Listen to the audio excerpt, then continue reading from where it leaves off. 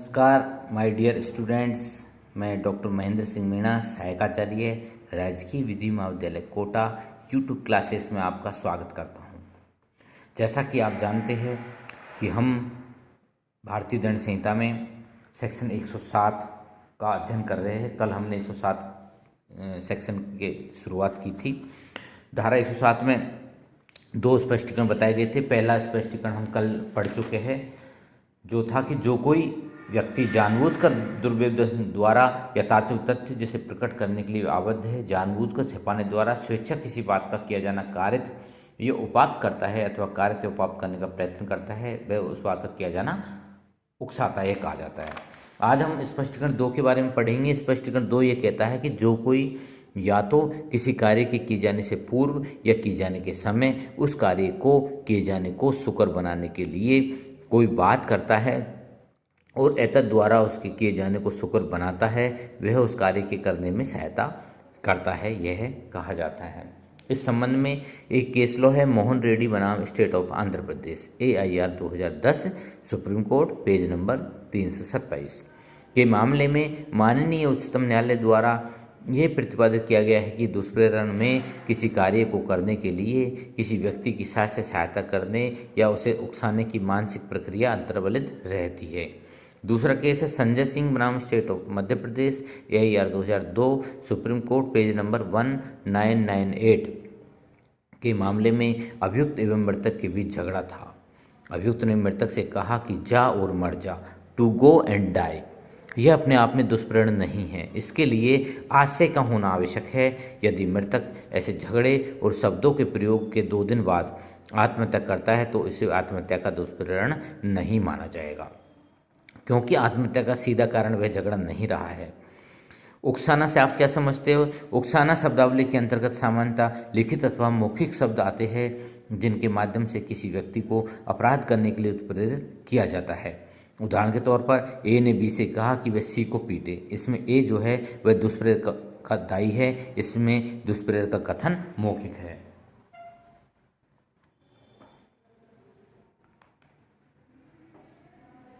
शब्द उत्प्रेरण अर्थात इंटिगेशन का अर्थ है किसी कार्य को करने के लिए उद्यत करना अर्थात इंस्पायर करना, आगे बढ़ाना अर्थात अर्ग फॉरवर्ड, प्रेरित करना टू प्रोवोक और इनसाइट या प्रोत्साहित करना टू एनकरेज। दुष्प्रेरण के लिए दुष्प्रेरक द्वारा प्रयुक्त किए गए शब्दों के अर्थ में युक्ति युक्त निश्चितता का होना आवश्यक है, लेकिन वास्तविक शब्दों को सिद्ध करने की आवश्यकता नहीं होती है। कोई व्यक्ति पत्र द्वारा भी किसी व्यक्ति को उत्प्रेरित कर सकता है, बशर्ते कि वह पत्र पाने वाले को मिल जावे। यदि वह पत्र पाने वाले को कभी नहीं मिलता तो उसे उत्प्रेरित करने का प्रयत्न कहा जाएगा अर्थात अटेम्प्ट टू अवेट कहा जाएगा। उत्प्रेरक द्वारा दुष्प्रेरण के मामलों में यह सारीन है कि उस व्यक्ति ने जिससे उत्प्रेरित किया गया अपराध कार्य किया है नहीं। घनश्याम सिंह 1927 में पटना का मामला है। इसमें कुछ व्यक्तियों ने मिलकर एक विधि विरुद्ध जमात अनलॉफुल असेंबली का गठन किया। उनमें से कुछ व्यक्तियों के हाथों में लकड़ियाँ थी, लेकिन उनमें से एक व्यक्ति आर के पास लकड़ी नहीं थी, उसने भी एक लकड़ी उठा ली। एक व्यक्ति एस ने मारने पीटने का सामान्य आदेश दिया। ये धारण किया गया कि वह दुष्प्रेरण का दोषी था। अब आगे हम धारा 108 जो कि अवेटर के संबंध में प्रावधान करती है, धारा 108 के संबंध में अध्ययन करेंगे। धारा 108 कहती है दुष्प्रेरक कौन होता है? वह व्यक्ति अपराध का दुष्प्रेरण करता है जो अपराध के किए जाने का दुष्प्रेरण करता है या ऐसे कार्य के किए जाने का दुष्प्रेरण करता है जो अपराध होता यदि वे कार्य अपराध के लिए विधि अनुसार समझ व्यक्ति द्वारा उसी आशय ज्ञान से जो दुष्प्रेरक का है किया जाता। इसमें 5 स्पष्टीकरण दिए गए धारा 108 में। पहला स्पष्टीकरण कहता है किसी कार्य के अवैध लोभ का दुष्प्रेरण अपराध की कोटि में आ सकेगा, चाहे दुष्प्रेरक उस कार्य को करने के लिए स्वयं आबद्ध न हो। स्पष्टीकरण 2 है दुष्प्रेरण का अपराध गठित होने के लिए यह आवश्यक नहीं है कि दुष्प्रेरित कार्य किया जाए या अपराध गठित करने के लिए अपेक्षित प्रभाव कारित हो। दृष्टांत, कै की हत्या करने के लिए खे को कै उकसाता है, खे वैसा करने से इनकार कर देता है, कै हत्या करने के लिए खे के दुष्प्रेरण का दोषी है। दूसरा उदाहरण है घे की हत्या करने के लिए खे को कै उकसाता है। खे ऐसी उकसाहट के अनुसरण में घे को विष देता है। घे सही हो जाता है। कै हत्या करने के लिए खे को उकसाने का दोषी है। स्पष्टीकरण 3 है, यह आवश्यक नहीं है कि दुष्प्रेरित व्यक्ति अपराध करने के लिए विधि अनुसार समर्थ हो या उसका वही दूषित आशय या ज्ञान हो जो दुष्प्रेरक का है, या कोई भी दूषित आशय या ज्ञान हो। दुष्प्रेरित अपराध कहाँ किया जाना है, इस बात का कोई महत्व नहीं है, क्योंकि इस बात की महत्ता के लिए धारा 108 ए जोड़ी गई है। इस बात से कोई फर्क नहीं पड़ता कि दुष्प्रेरित अपराध भारत के अंदर किया जाना है या भारत के बाहर किया जाना है। भले ही दुष्प्रेरित अपराध भारत राज्य क्षेत्र के बाहर किया गया हो, इसके बावजूद भी दुष्प्रेरक उत्तरदायी होगा, क्योंकि दुष्प्रेरण एक स्वतंत्र अपराध है। इसमें उदाहरण के द्वारा आपको समझाऊंगा। 4 उदाहरण हैं। उदाहरण 1 है, ए अपना सामान एक स्थान पर रखकर कहीं चला जाता है। बी यह सब कुछ देख रहा है। ए को सदोष हानिकारक करने के आशय से और उस सामान को सदोष रूप से प्राप्त करने के लिए बी जो है वह सी से उस सामान को लाने के लिए कहता है। सी को तथ्य के बारे में कोई जानकारी नहीं है। वी के निर्देशों के अनुसार सी उस सामान को ले आता है। यहाँ पर सी ने जो कार्य किया वह आपराधिक आशय के साथ नहीं किया है। उसने तो सद्भावना पूर्वक यह समझते हुए कार्य किया है कि वह वस्तु वी की है, इसलिए सी का यहाँ पर कोई उत्तरदायी नहीं है। चाहे सी ने दुष्प्रेरित कार्य किया है, लेकिन सी उसके लिए उत्तरदायी नहीं होगा, क्योंकि आपराधिक वन्य स्थिति का अभाव है। इस मामले में बी चोरी का अपराध करने के लिए, दुष्प्रेरित करने के लिए उत्तरदायी है। उदाहरण नंबर 2, ए वी को उकसाता है कि वह सी को पीटे। वी ने सी को समझ लिया। बी ने डी को सी समझ लिया और डी को पीट दिया। यहाँ पर दुष्प्रेरित व्यक्ति ने दुष्प्रेरक के आशय से भिन्न कार्य किया है। ए इस आधार पर अपना बचाव नहीं ले सकता कि उसने तो सी को पीटने के लिए कहा था। अगर दुष्प्रेरित व्यक्ति ने किसी भिन्न आशय से कार्य किया हो तो भी दुष्प्रेरक दायी होगा। दुष्प्रेरक इस आधार पर अपना बचाव नहीं कर सकता कि दुष्प्रेरित व्यक्ति ने किसी भिन्न आशय से कार्य किया था। उदाहरण नंबर 3, ए वी को दुष्प्रेरित करता है कि वह सी के घर में चोरी करे और बी चोरी करता है, तो ऐसी दशा में बी चोरी के अपराध के लिए उत्तरदायी है और ए चोरी के अपराध का दुष्प्रेरण करने के लिए उत्तरदायी है।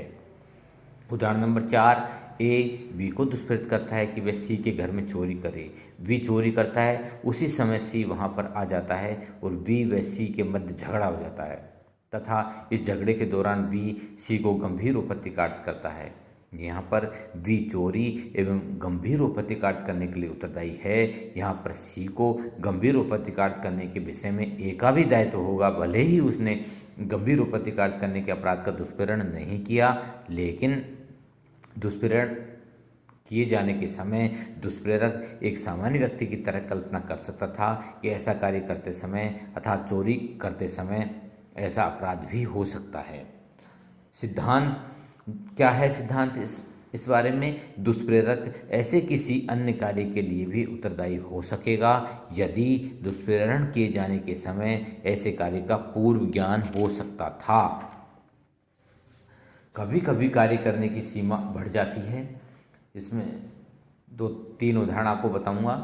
ए बी को दुष्प्रेरित करता है कि वह सी को गंभीर उपत्तिकार्त करे। बी उक्त कार्य को करता अर्थात उसको गंभीर उपत्ति पहुंचाता है, जिसके परिणाम स्वरूप सी की मौत हो जाती है। विधि कहती है कि दुष्प्रेरण करने वाला ऐसे गंभीर परिणामों के लिए भी दायी होगा जिनकी दुष्प्रेरण करते समय कल्पना की जा सकती थी। कभी कभी ऐसा भी हो सकता है कि जिस अपराध का दुष्प्रेरण किया जाता है वह उच्च स्तर का है, लेकिन दुष्प्रेरित व्यक्ति ने वह नहीं किया जो वह चाहता था। इससे दुष्प्रेरक के दायित्व में कमी नहीं हो जाएगी। अगला उदाहरण है, ए ने बी को दुष्प्रेरित किया कि वह सी को मार डाले। दुष्प्रेरण के परिणाम स्वरूप बी ने सी पर गोली चलाई, सौभाग्य से सी को कोई चोट नहीं पहुंची। यहाँ पर बी दुष्प्रेरित व्यक्ति हत्या के प्रयत्न का दोषी माना जाएगा, लेकिन ए हत्या के अपराध के लिए ही उत्तरदायी होगा। अगला उदाहरण है, ए बी को दुष्प्रेरित करता है कि वह सी को उसके घर में जाकर पीटे। दुष्प्रेरण के परिणाम स्वरूप बी वहां जाता है और सी को पीटता है, लेकिन इसके साथ साथ बी जो है वह सी की पत्नी के साथ बलात्संग का अपराध करता है।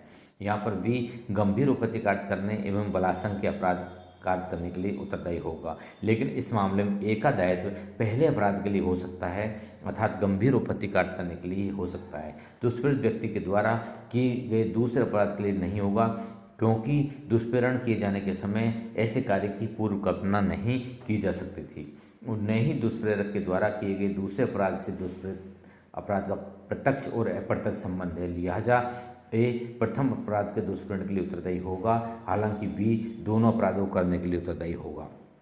दुष्प्रेरण एक स्वतंत्र अपराध है, इसलिए दुष्प्रेरक दुष्प्रेरण करते ही उत्तरदायी हो जाता है। दुष्प्रेरक का दायित्व दुष्प्रेरण के परिणामों के आधार पर बढ़ सकता है। धन्यवाद।